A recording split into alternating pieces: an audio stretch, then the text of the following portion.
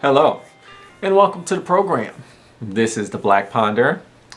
My name is Neil Trotter. I'm the host of the show, and trying to do setup here with my cheap light and camera, but it's all good. Just see what the lighting is, probably not that good. Oh well, you do what you do. So today we're going to be talking about, basically going to be talking about Marxist-Leninism, Marxism-Leninism, social economic theory, and we're going to do a deep dive into that, and we're going to do that via this text right here. It is called Che Guevara, Economics and Politics in the Transition to Socialism, and it is by Carlos Tablada Perez. He wrote it in 1987, and it was published in 1989. And the book is basically a deep dive in how socialism was implemented in Cuba back in Cuba's transition into communism, how it became a communist country through the leadership of Fidel Castro, and specifically it's just focusing on Che Guevara.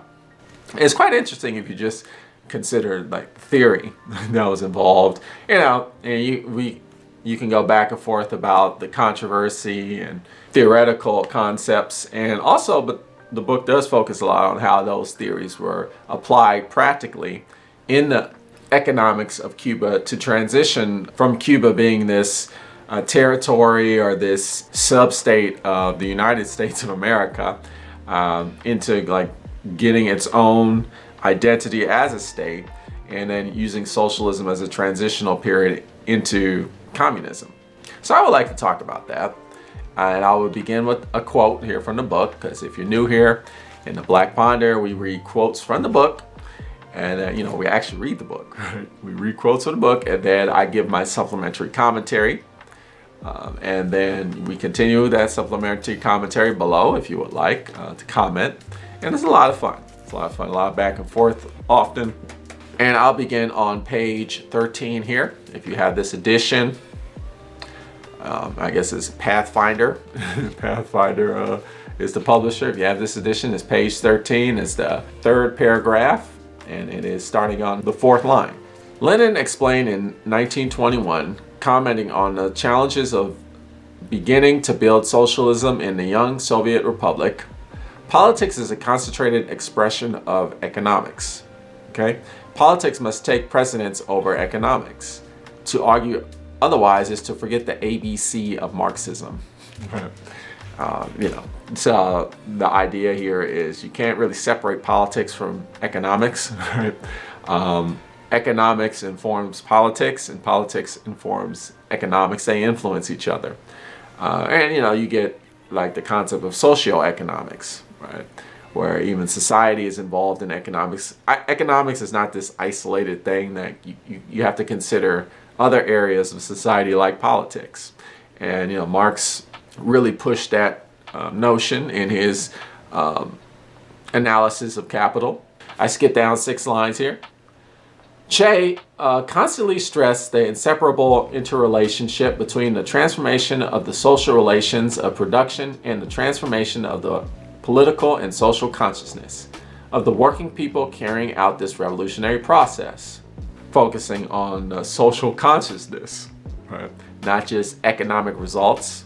And that's an idea that's going to dominate the discussion right now. So it's not just about economics. When we're talking about an economic system like socialism or capitalism or other such economic systems, it's not just about the economics, right?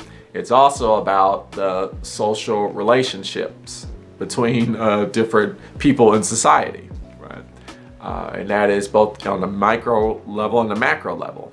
So it's this important thing to consider, the social consciousness. So I'll read you this quote right here. It's on page 79. It is the last paragraph, the 5th line.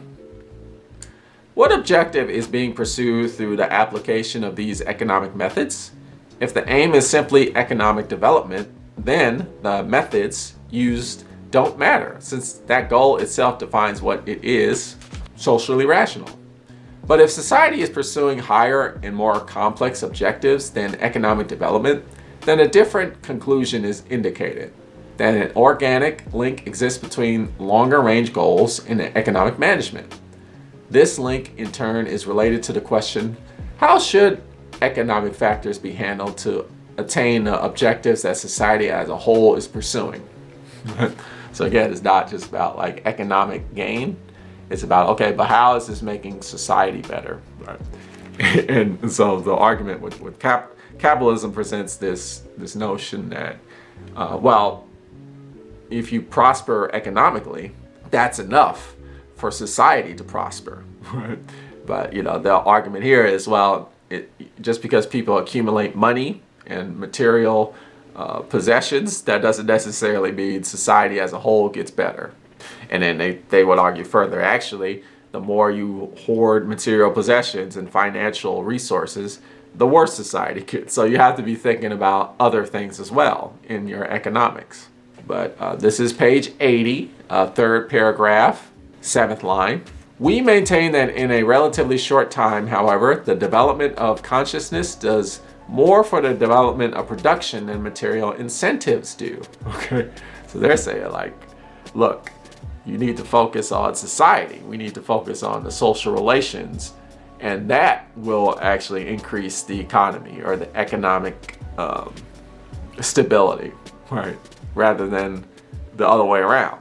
We state this based on the overall development of a society toward communism. Okay, so that's where they're coming from, which presupposes that work will cease to be a tedious necessity and become a pleasant duty. So it says, work ceases to be a tedious necessity and become a pleasant duty. All right, so there's a duty. It's pleasant, but it is a duty. So we're talking about, like, what duty is this? The duty is a social obligation to society. Like, that's what the author is talking about here. Let's delve deeper into that concept. This is page 157. This is second paragraph. I just skipped the first sentence here. We think of our duty to the rest of the world, and to the extent that we have a people strongly educated in internationalist ideas, in solidarity, fully conscious of the problems of today's world, we will have a people better prepared to fulfill their international duty. You cannot speak of solidarity among the people unless at the same time you are creating that solidarity among all the peoples. Otherwise, you fall into the trap of national self-centeredness. What did the bourgeoisie teach the peoples? Narrow, selfish nationalism. What did it teach the individual? Individual selfishness. Bourgeois ideology is the expression of individual selfishness, of national self-centeredness. Marxist-Leninist ideology is the expression of solidarity among individuals, of solidarity among peoples. Well, that's the idea, right? That's the concept. Now, applied practically, I mean, you be the judge of that. But the idea is you can't really speak of, solidarity among the people, or you can't really speak of, like, people as a whole being prosperous if you're not acknowledging the social relations between people. If you're just focused on the individual gain, and you're not focused on, like, okay, but how does my gain affect other people's gain? How does my economic relation personally affect the economic relations of others, right? And that's the idea. They're talking about, well, in a capitalist system, you're only focused on the individual, right? The individual economic interaction. Like, it's all you hoard your money. You focus on your own financial gain, or maybe the gain of your little social group, but you're not concerned about, like, this the gain of others. They need to be concerned about that. That's the idea. Like, each person or each group of individuals, they're only concerned about their own personal economic gain. But the idea here is that doesn't lead to prosperity. That leads to despair, right? So we have to shift our line of thinking and say, okay, it's not just about me, it's about, like, everybody else. How is my economic prosperity influencing the prosperity of others. Okay, this is the next page, 158, third paragraph, seventh line. Socialism cannot exist without a change in consciousness resulting in a new fraternal attitude toward humanity, both at an individual level, within the societies where socialism is being built or has been built, and on a world scale, with regard to all peoples suffering from imperialist oppression. We believe that responsibility of aiding dependent countries must be approached in such a spirit. There should not be any more talk about developing mutually beneficial trade based on prices forced on the backward countries by the law of value and the international relations of unequal exchange that result from the law of value. And that's what we're talking about, this unequal exchange rate, because you're only focusing on like, well, we got only focus on your personal gain. It's like, it's this idea like, well, I got to get mine at the expense of you. But then, the idea in Marxist-Leninism is that when you do that, everybody loses. The idea, anyway. But let me continue with the quote. How can it be mutually beneficial to sell at a world market the raw materials that cost the underdeveloped countries immeasurable sweat and suffering, and to buy at world market prices the machinery produced in today's big automated factories? So they're getting pretty specific here. The author, actually this is a quote from Che. Okay, it's actually a speech he did. So he's getting pretty specific, but this is a great example to use about to convey the idea of really focusing on social relations rather than just like personal economic gain. And then I skip a paragraph here. The socialist countries have the moral duty to put an end to their tacit complicity with the exploiting countries of the West.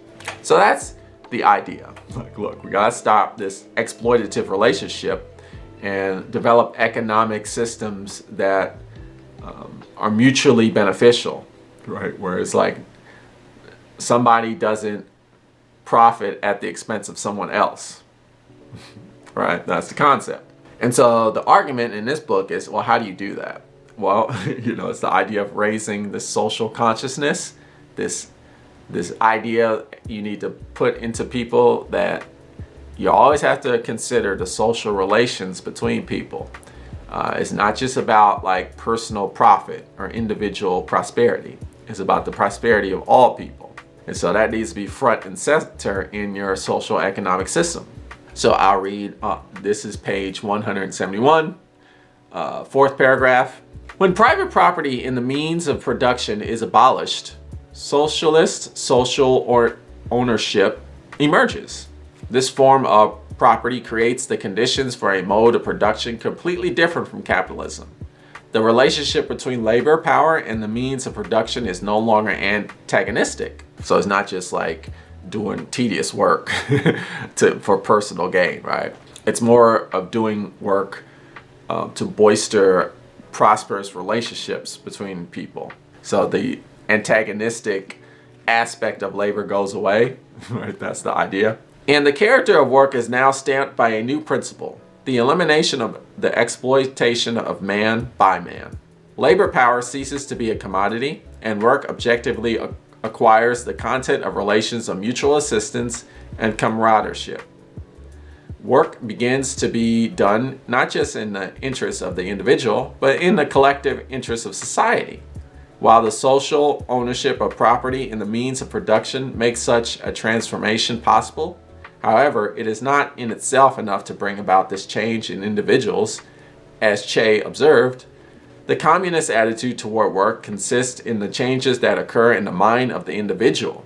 These changes will necessarily be prolonged and cannot be expected to be completed in a short period of time.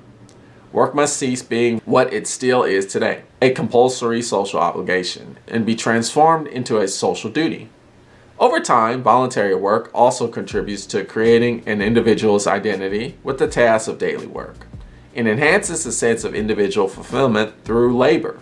And then I'm on page 172, and this is third line. The main importance of voluntary work lies in its role in communist education.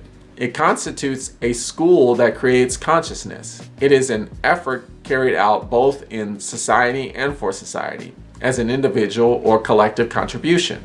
And it shapes that high level of consciousness that allows us to speed up the transition process toward communism.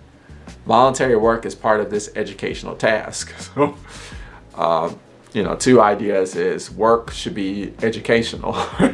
Like you're working to understand how your relationship between people affects one another, or better said, the work that you do helps you learn the influence of your social relations. That's like this consciousness that they're talking about here in this book, both the author and Che. Because Che's quoted a lot in this book. The raising of consciousness is the understanding of how you affect other people through your work and your involvement in economics. And so the other idea is voluntary work. Like the idea, like you should also be doing work, not for financial gain, but to increase your consciousness of this concept. That be more aware of your social relations, right? And that's why you should be doing the work, right? And that should be enough motivation. I skipped down 9 lines. He stressed that voluntary work should not be done simply to burn up energy, he being Che, but to incorporate that energy into work that produces something and that helps to create consciousness. I'll skip down 2 lines. People must feel that what they're doing is useful, Che maintained.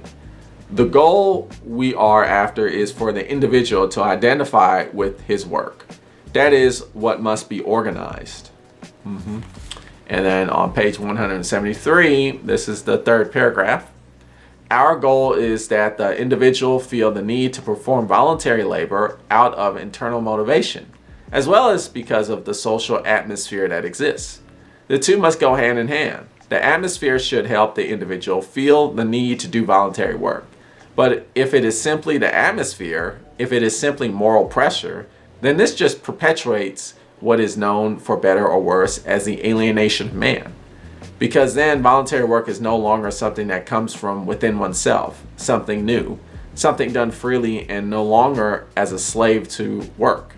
It then loses a great deal, as we have seen, with some people wanting to know how many hours they have put in, or if so-and-so has as many hours or has completed the 240 hours. We have not been able to give voluntary work the content it should have.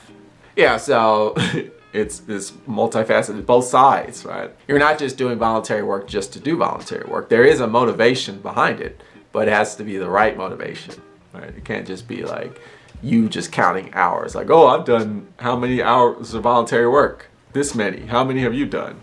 I've done more than you, so I'm better than you. Not only does the motivation to work have to not just be about financial incentive, but it also must not just be about contributing the most or like being the most charitable just to be the most charitable. Like the point is to raise consciousness, right? To become a better human being, to learn how to be more of a better person. And the idea is, how do you be a better person? By improving your social relationship with people, like, or improving your relationship with society as a whole. How am I making society better? Right? And that should be your motivation for the work. So this is page 175, and let's see here. We have 1, 2, 3, 4. I'll say this is the 4th paragraph. It's like the 2nd quote here on the page. We live in an era in which injustice has not been uprooted, in which we cannot uproot it completely. We cannot provide to everyone according to their needs. We are building socialism. We have to provide to people according to their work. We have to correct injustices little by little. And we have to do it always in discussion with the workers. Naturally, we are still in the stage of building socialism, in the period of transition in which we have to provide to everyone according to their work, not according to their needs. That comes at a later stage, right? So here it's kind of getting a little, I would say, a little dangerous. And this is where, like, in my opinion, Marxist-Leninism kind of, it gets a little tricky, and it has a danger of like falling off the rails, where it just focuses too much on work. Where like, I understand, and now I'm interjecting my point of view, my personal point of view. You know, I'm very like anti productivity. You know, I don't think the value of somebody is what they can produce. I think everybody has an inherent value, and you know, they're not necessarily saying that in this book that your value only is equal to the amount that you can produce, but you can start to see that that is what people can interpret this as, and kind of push that, where it's like, well, what are you producing? You know, how are you contributing to society through your work? Right? And once the focus is, okay, this is how we determine if you're a good human being or not, that's when things start to get dangerous. When it's like, how do we find out how valuable you are? By the work that you do. You got to be careful about that. And I understand, like, you know, you need work makes society functions. Like, you know, people have to build things. You know, stuff needs to happen. You know, buildings need to be built. You know, institutions need to be made. You know, stuff needs to happen, and that all involves work. So I understand, like, work is critical for society to function. Like, I get that, right? But I mean, the focus, I don't know, shouldn't be work necessarily. Like, work should just be the means to the end, right? The work shouldn't be the end, right? And so, but I'm not saying that this book necessarily goes toward that kind of conclusion, but you can see, like, that's where people can take it very easily. But we'll continue here. I skipped down 5 lines. For Che, the wage system and its implementation must be analyzed not just from the standpoint of their potential technical and economic advantages, but also in terms of their ideological implications. So, ideological implications. What kind of ideological implications? Well, let's keep going. As Che saw it, the wage system should be based on the principle of payment according to the quantity and quality of the work. It should encourage the communist values. What values are we talking about here? Well, you know, let me stop right here. You know, communist values is the idea of raising social consciousness. Again, what we've been saying all along, focusing on the relationship that you have with other people and to society, right? And so what Che is talking about here is, or what the author is talking about here is, and what Che is focused on is, you know, using a wage system. So he's not saying we shouldn't pay people, you know, that we should just do away with financial incentives. Like, no, you should pay people, because we're at this transitional period where people still need, you know, some kind of financial incentive. Like, that shouldn't be the end all be all. And hopefully by the time we reach the final level of communism, then we won't need that anymore. But that we should still do that, but it should be based off of gaining the raising of consciousness rather than just material gain alone, right? So that's what's being said there.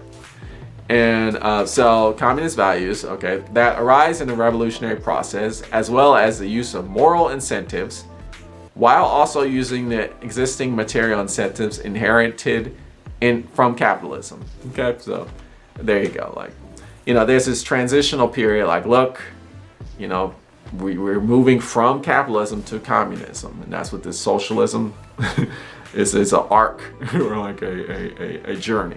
So we're gonna have to still use some of these capitalist things, but we're gonna transition out of that, right? And so by doing that is we're also going to like focus on the moral aspect, the consciousness, right? And we're gonna be pushing that, and we're gonna like try and wean away the financial incentives of capitalism. So this is page 178. And this is 3rd paragraph, 4th line. We have to rid ourselves of the erroneous view appropriate only to a society based on exploitation, that work is a disagreeable human necessity. Because how many people in like capitalist countries like the United States of America, how many people hate their work? I would argue most people go to a job that they don't like and they just do it for money, right? And so here it's Che is saying like, we got to get out of that. So how do you do that? Through socialism. We have to bring out work's other aspect as a human necessity within each individual. Because in considering the wages paid to a worker for meeting a work norm, we should not view them as payment for the sale of his labor power. We cannot simply say that the worker works because otherwise he wouldn't eat, which is what we say now. In socialist society, or in the building of socialism, the worker works because it is his social duty. Okay? He has to fulfill his duty to society. In this stage of socialist construction, in this period of transition, our duty is to turn in an average effort according to one's level of skill, and to receive in return an individualized wage in accordance with that level of skill.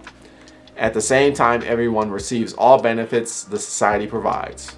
Okay, but again, I put on my notes, obsession of work. I wrote these notes in the margin. Obsession of work where one's work outputs become one's meaning. Is that not also problematic, where it's like the output of your work is like what makes you valuable? You got to be careful there too. I think it is important.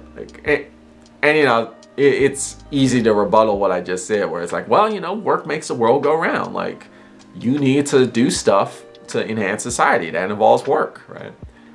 But there's many ways to work, and I would argue like you don't have to necessarily produce something or focus on production for you to better society, right? The betterment of society isn't just the things that you produce, right? Sometimes just inherently being is the benefit of society, right?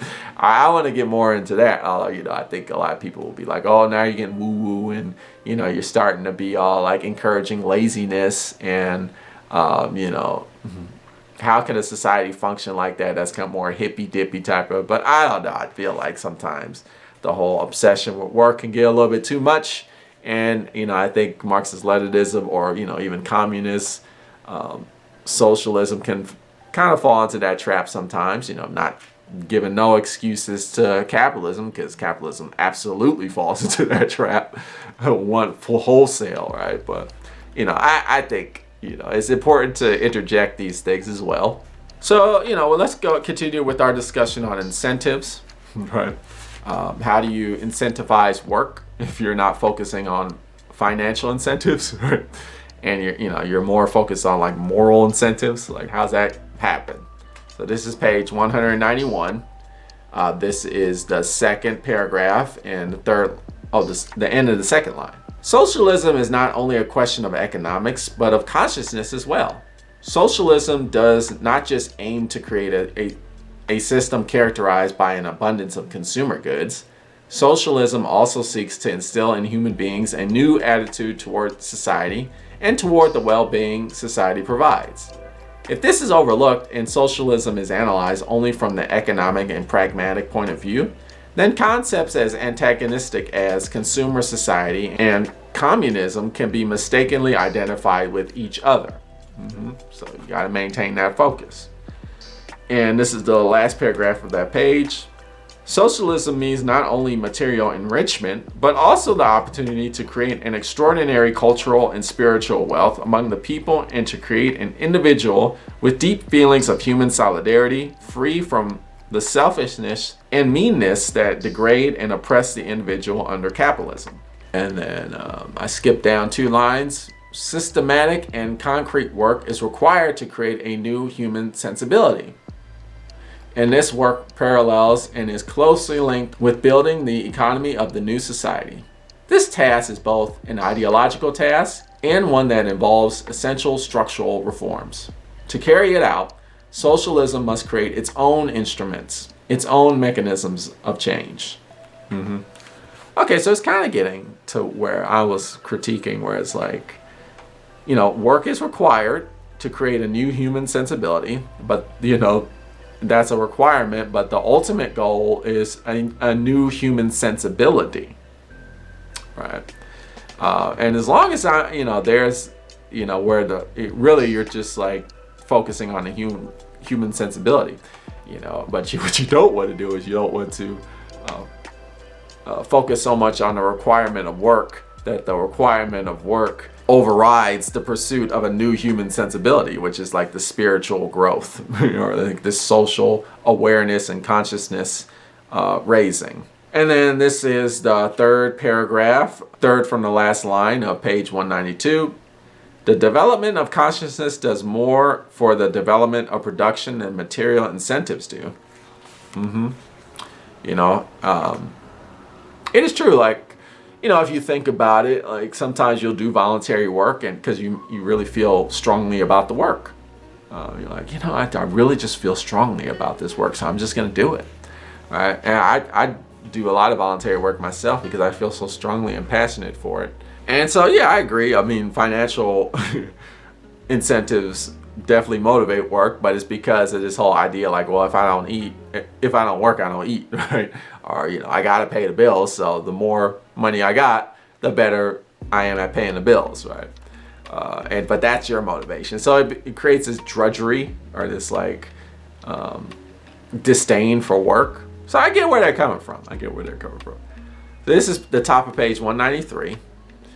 In our view, direct material incentives and consciousness are contradictory terms. I skip down 4 lines. Establishing a policy of moral incentives does not imply a total rejection of material incentives. The aim is simply to reduce their field of operation and to do so through intensive ideological work rather than bureaucratic means. Che commented, "We must make one thing clear. We do not deny the objective need for material incentives. Although we are reluctant to use them as a main lever, it should not be forgotten that it comes from capitalism and is destined to die under socialism.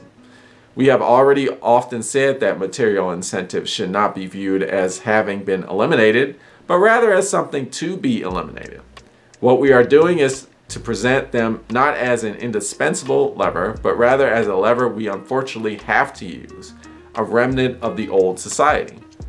The stage of building socialism is one of transition.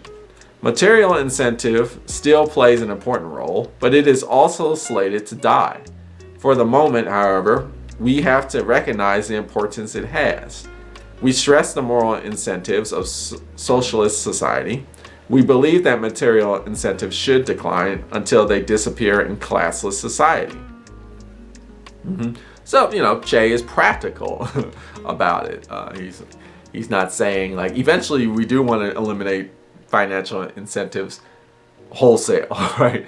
Eventually that's the ultimate goal. And, he believes strongly in the moral incentive, the social conscious raising. Right? That's really what's going to drive people to work. But we're not there yet. So, you got to have a mix of the two and slowly wean away the capitalist incentives like financial compensation. And this is page 194. This is the end of the third line. We are also concerned about workers' material interests. Material incentives are a remnant of the past. They are something that must be taken into account.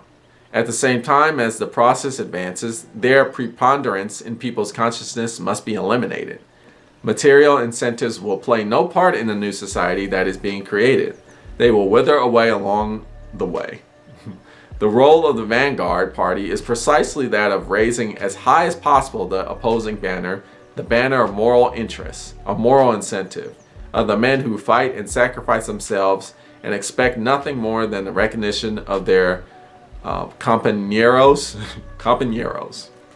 I don't know Spanish, sorry.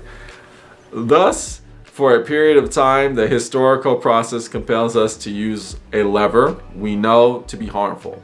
Given this fact, the task is to seek the least harmful variants, including those that will continue to the self-destruction of this lever. Okay, then I skip down all the way to the last line here. We're on page 194. Material and disincentives flowed from an understanding of work norms as a social duty not only in the ethical but in economic sense as well. So again, mixing, like, look, you can't separate ethics from economics, right? They are intertwined together. There's a lot of people that'll say, like, look, I'm just talking about the economics of the situation. I'm not getting political. I'm not getting moral or ethical. I'm not getting social. It's like, but economics doesn't work like that, right? Economics impacts the moral, the ethical, the political, right? That's what economics is, right?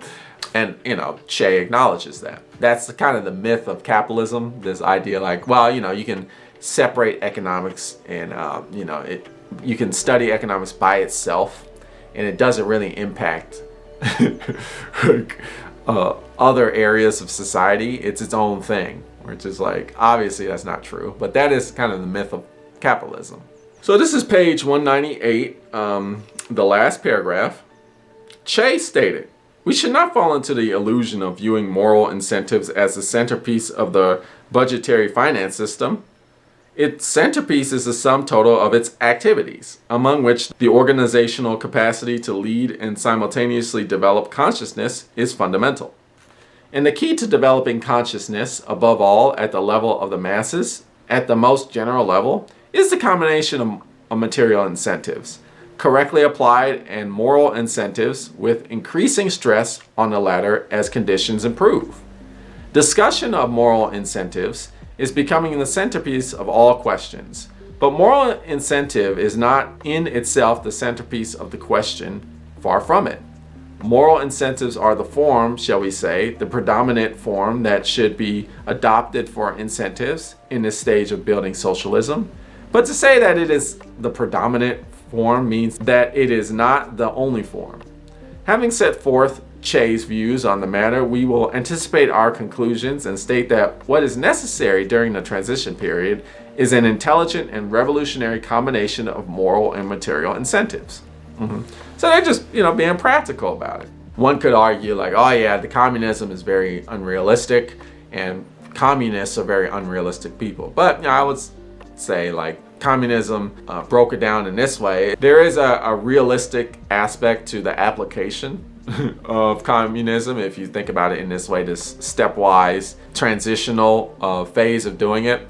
That has holes in it too. Right? We can talk back and forth about like the problems of that, but it's not like this.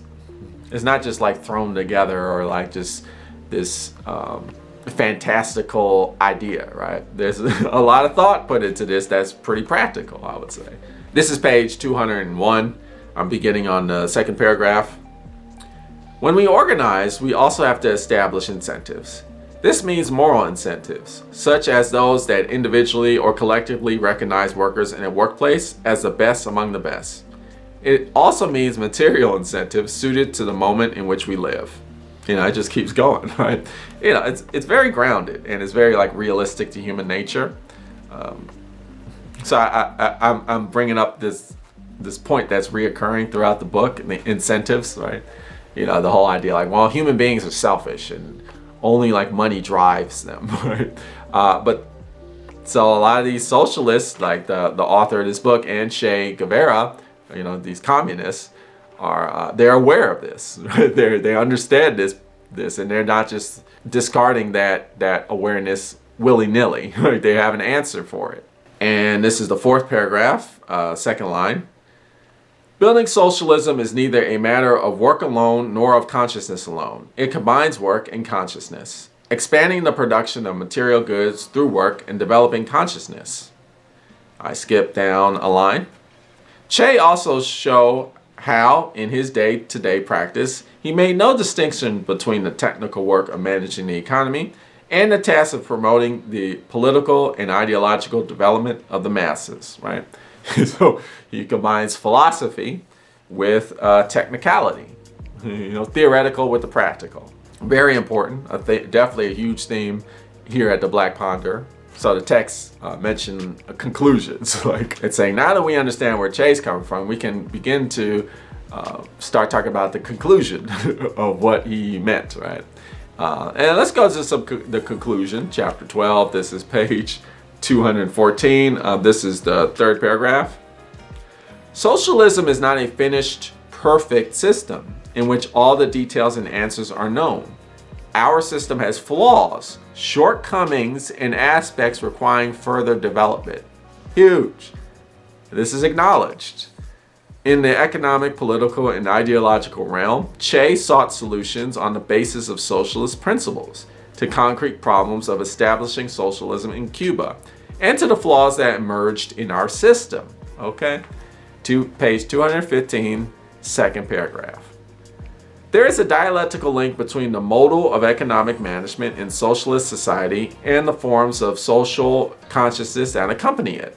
The economic relations that emerge from the structures of the management system determine and shape the possibilities for developing social consciousness. The effectiveness of the transition model cannot therefore be evaluated solely on the basis of how well it maximizes use of the resources at its disposal, nor can it be measured solely by the quantitative amount of revenues and profits obtained by its enterprises. Instead, it should be evaluated according to its capacity to harmonize strategic and tactical social and economic objectives. I skip a paragraph here. This is Che, a quote from him. A socialist economy without communist moral values does not interest me. We fight poverty, but we also fight alienation. Like, the concept of just doing work that you hate or you don't like just to get money to pay the bills and to survive. That's like an alienation, right? Where you gotta fight that. That's what Che is saying. And then I skip down 3 lines.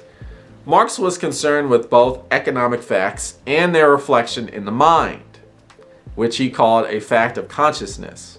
Right? That's where the idea of consciousness raising comes from. If communism neglects facts of consciousness, it can serve as a method of distribution, but it will no longer express revolutionary moral values. So again, is focusing on the philosophy of communism. And this is page 216, second paragraph. As a revolutionary economist, Che never lost sight of the fact that under socialism, the formation of a new type of human relations would have to be the central objective of every effort. All other factors should be judged positive or negative to the degree they advance or hinder this process. Yeah, and I'll conclude there. So I would encourage you, are you like a capitalist stan, right? Or do you not know much about socialism or like its practical application, or like the theory or the philosophy of socialism or communism? Or maybe you're like, I'm still not swayed about socialism. And this book might not sway you, but it's gonna really give you like a solid critique or like a solid understanding of like the technical application of socialism that was applied to Cuba and turned it into a communist state, right? So you're seeing a lot of like practical application of socialism and communism, and you're really starting to see a lot of philosophical application. Philosophy applied practically, not just theoretically, but practically, in regards to like communism and socialism. Right? And so you're going to get a really informed critique and read that's going to help you like really talk about socialism and communism and capitalism in a very like intelligent way, I would say. So I think this book is great. And maybe you could check it out. It is called Che Guevara, Economics and Politics in the Transition to Socialism, and is by Carlos Tablada Perez. Let me get it. Get that flare out of the way. There you go. Well, you've been watching Black Ponderer. Tune in next time for more philosophical thought.